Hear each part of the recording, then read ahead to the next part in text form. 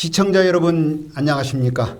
박종환 TV 방송 시사 전망대입니다. 오늘은 시민에게 이로운 법, 모두가 공정한 세상, 착한 법 연구소를 운영하고 있는 이희성 변호사님과 함께 내일은 내일의 해가 뜬다. 세상의 창문을 활짝 열어보겠습니다. 큐!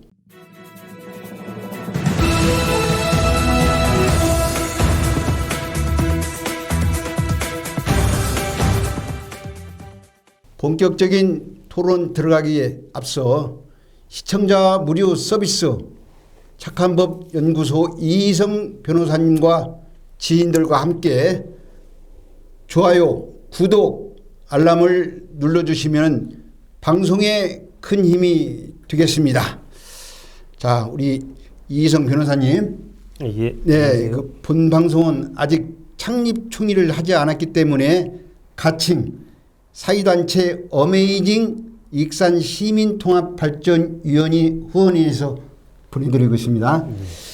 자, 우리 이희성 변호사님도 우리 익산 시민통합발전위에 같이 앞으로 회원으로서 같이 참여해서 갈등과 분열이 있는 우리 익산시를 살기 좋은 익산시로 한번 만들어 봅시다. 아이고, 예, 영광입니다. 네.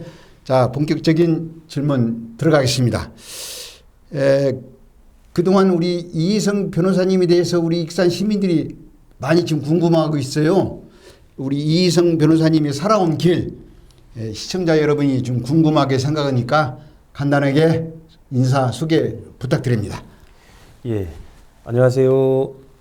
예, 저는 익산에서 그 아내와 함께 삼남 일녀의 다둥이 아빠로 최근 유명세를 타고 있는 이희성 변호사입니다. 네. 반갑습니다.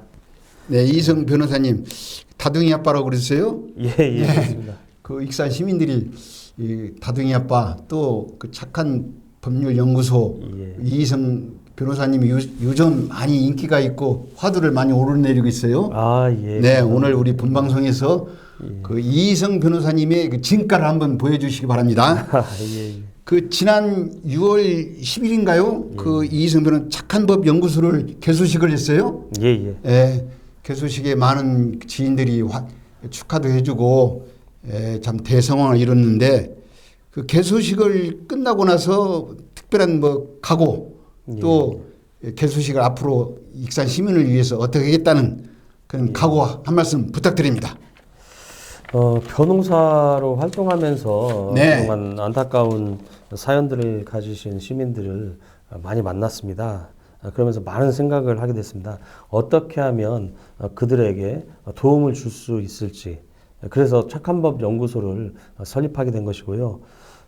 법이라고 하는 것은 마치 아침 햇살과도 같아서 아침 햇살이 어둠을 물리치고 그늘진 곳이 생기지 않도록 온 세상을 환히 비치듯이 법도 모든 사람에게 공정하게 그렇게 적용되어야 합니다. 네. 즉 법의 보호를 받지 못하는 법의 사각지대가 없어야 한다고 생각하고 있고 잘못된 법 때문에 혹은 법을 몰라서 피해를 보시는 분들이 없도록 잘못된 법, 나쁜 법들을 찾아 개정하는 등 연구소를 입법 청원을 하는 단체로 그렇게 발전시켜 나가보겠다는 그런 생각을 가지고 있습니다. 네, 그 법의 사각지대, 그 잘못된 법, 나쁜 법을 가려서 앞으로 지역 주민들에게 서비스를 하겠다는 그 말이 참 가슴에 딱 지금 닿고 있습니다.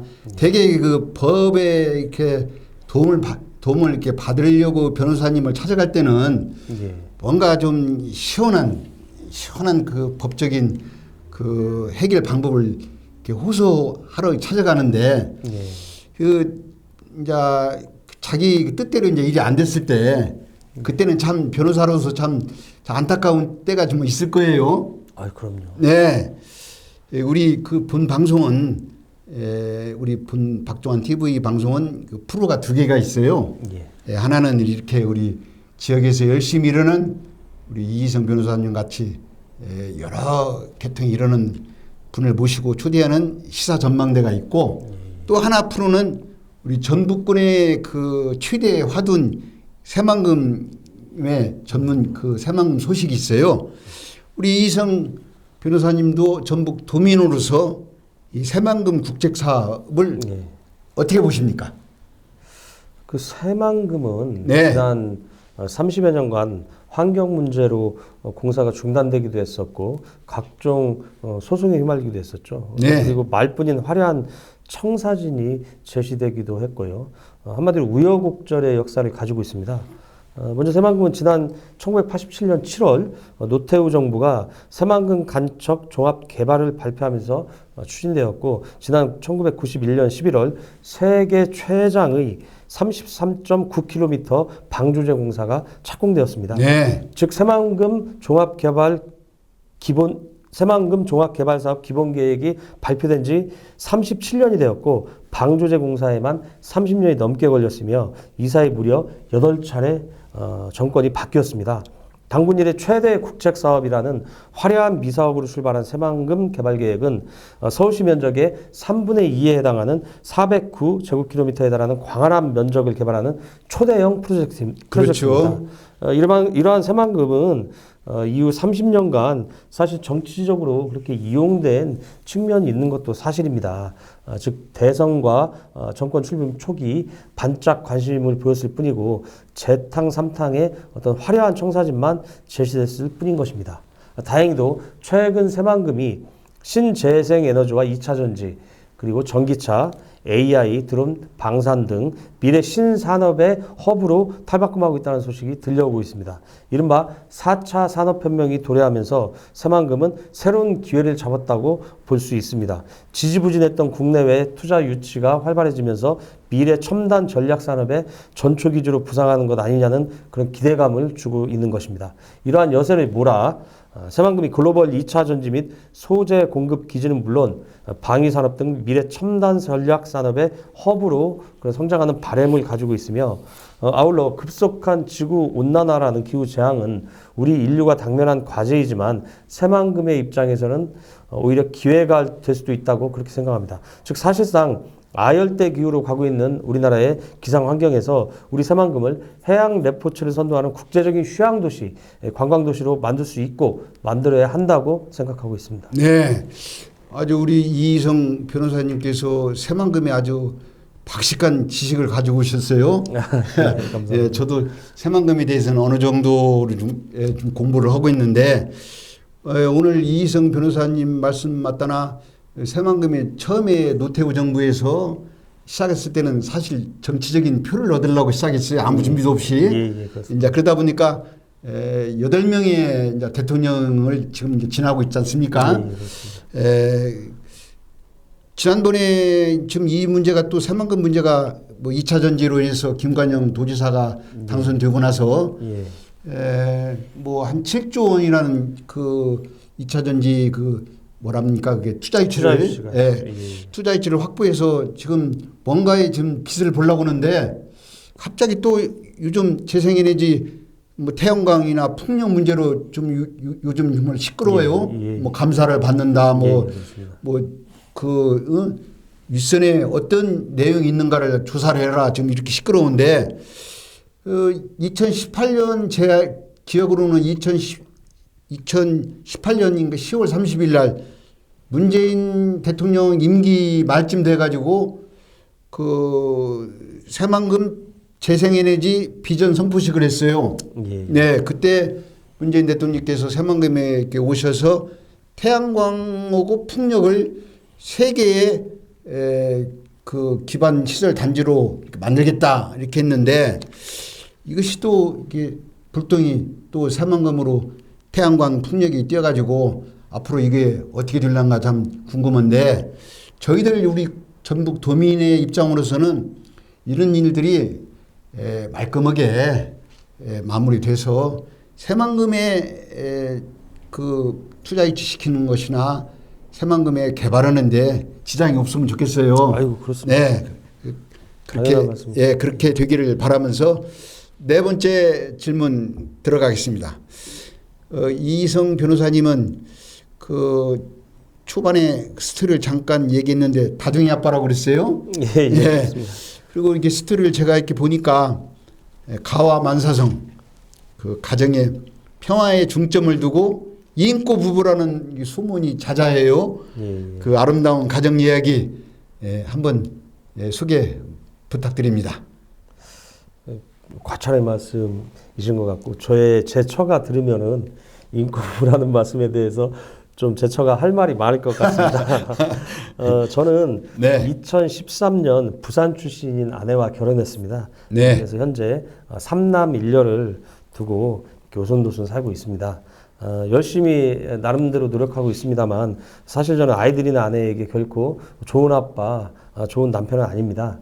왜냐하면 가족과 함께 할 수 있는 그런 절대 시간이 많이 부족하기 때문입니다. 그래서 집에 있는 시간만큼은 온전히 아내와 아이들을 위해 집중하려고 합니다.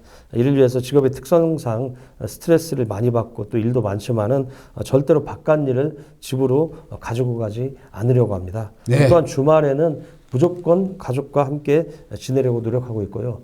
특히 아이들에게는 그 무엇보다 인사를 잘하는 사람이 되라 이렇게 가르치면서 한편에서는 엄한 아빠이지만 한편 또 자상하고 친구 같은 그런 아빠가 되기 위해서 노력하고 있습니다. 네.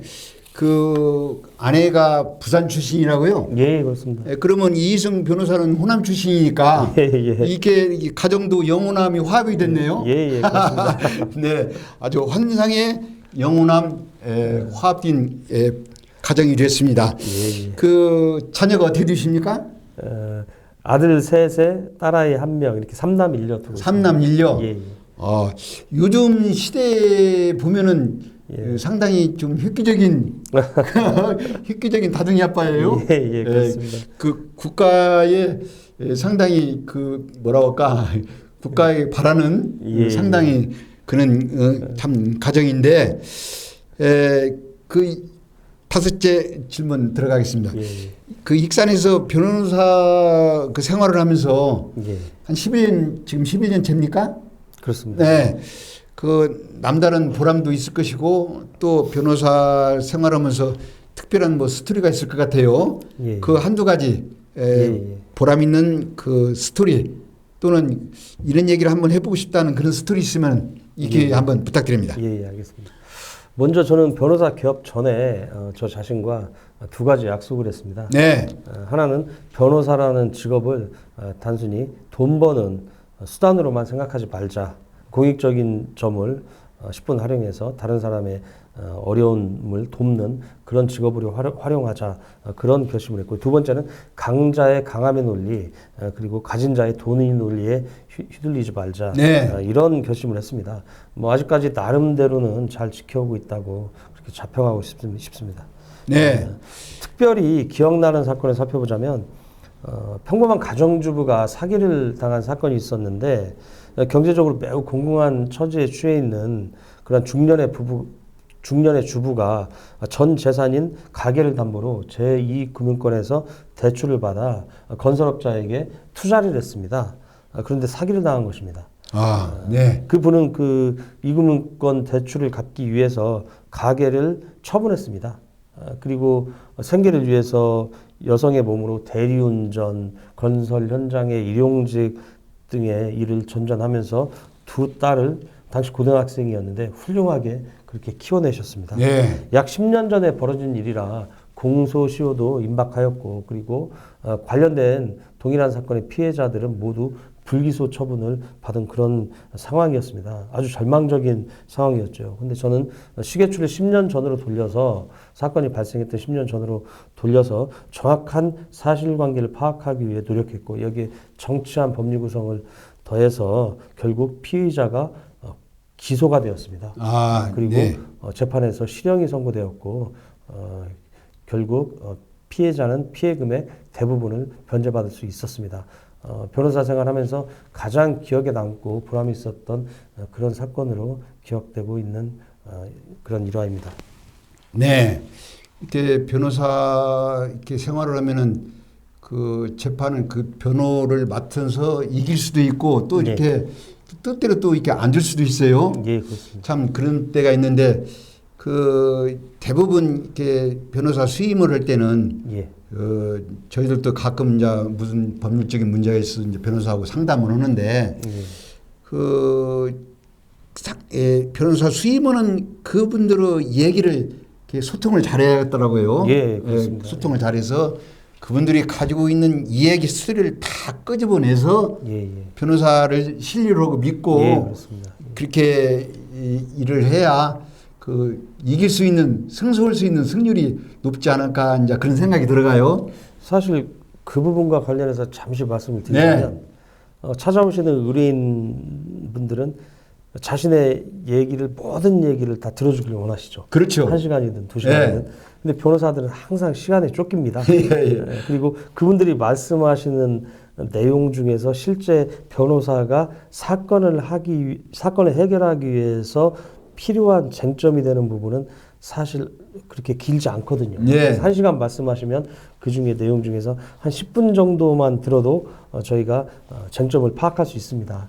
그 과정에서 이제 오해가 생기기도 하죠. 변호사로서는 요 정도까지 들었으면은 이제 사건을 해결할 수 있는 완벽한 이제 그런 이야기를 다 들었다고 생각을 하는데 우리 의뢰인분들 입장에서는 자기의 모든 말씀을 들어주기를 원하시고 적절한 그런 안배를 서로 간에 하는 그런 기술적인 것이 좀 필요한 게 아닌가.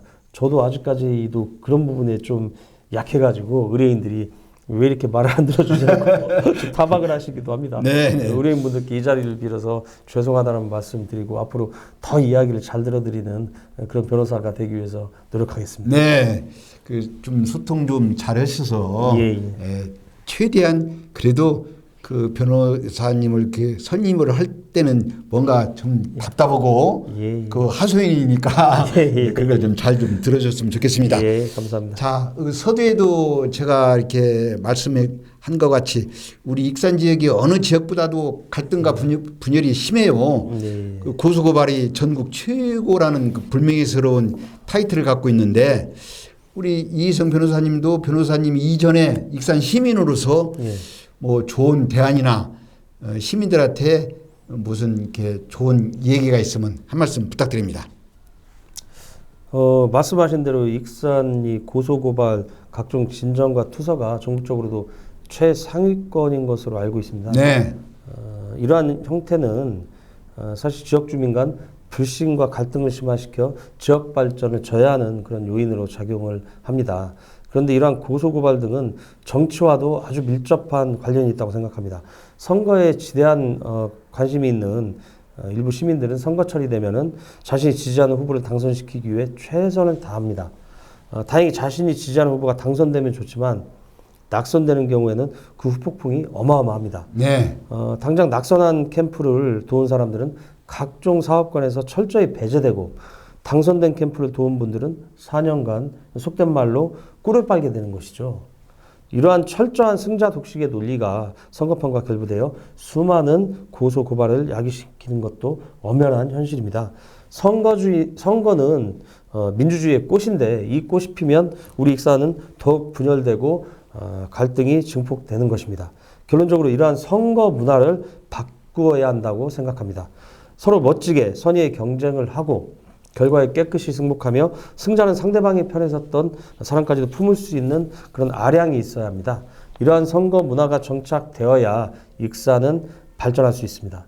우리 익산 시민들끼리 서로 싸우고 빼앗는 것보다 중앙에서 더 큰 것을 가져와서 판을 키워야죠. 그리고 그것을 위해서 우리 익산 시민들이 뭉쳐야 한다고 저는 그렇게 생각하고 있습니다. 네. 물론 이제 선거 후유증의 그 고소 고발도 있지만은 이 사회 익산 시민 사회 생활을 이렇게 하다 보면은 갈등과 분열이 좀 있어요. 어느 지역이나 마찬가지겠지만은. 그래서 그 예전에는 보면은 그 조남조원이나 문병랑 의원님들 예전에 보면은 그 지역에 그 어르신들이 있었어요. 그 원광대학교의 김삼용 총장님이라고. 그분들이 살아 계셨을 때는 익산에 무슨 갈등과 분열이 있을 때는 이렇게 서로 의논을 하고 또 거기서 이렇게 걸러내고 해서 좀 어느 정도의 그 갈등과 분열을 좀 해소했는데 그 후로 좀 이렇게 어른들이 없다 보니까 익산에 문제가 나면은 이게 중구난방식으로 고소고발이 되고 시끄럽고 뭐 참 뭐 막 뭐 죽이니 살리니 이렇게 돼요. 그래서 우리 박종환 TV 본방송에서 오래전부터 이걸 좀 어떻게 해소해야겠다 해서 익산 출신이나 또는 익산 출신 중에 학교를 다녔다든가 예. 또 익산에서 사업을 한다든가 그 각 처에 그런 분들이 많이 예. 많이 있어요. 예. 그래서 재경 서울이나 뭐 부산이나 인천이나 각 처에 있는 익산과 연관이 있는 분들을 이제 귀합해서 예. 익산 시민통합발전위원회를 지금 창립을 곧 하려고 지금 준비를 하고 있어요. 예. 그래서 이는 구심점이 돼서 예. 익산을 살기 좋은 도시, 갈등과 분열이 아니고 고소 고발이 있는 도시가 아니라 살기 좋은 도시를 한번 만들어 보려고 노력을 많이 하고 있습니다.